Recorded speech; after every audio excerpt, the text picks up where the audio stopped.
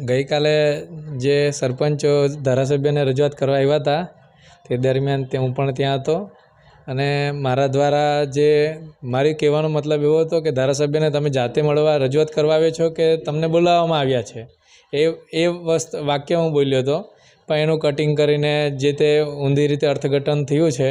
अने ए शब्द बोलवाथी जो सरपंच संघने के सरपंचोने खोटुं लाग्युं तो ए बदल हूँ दिलगीरी व्यक्त करूँ छूँ अने मारी माफ़ी मांगू छूँ।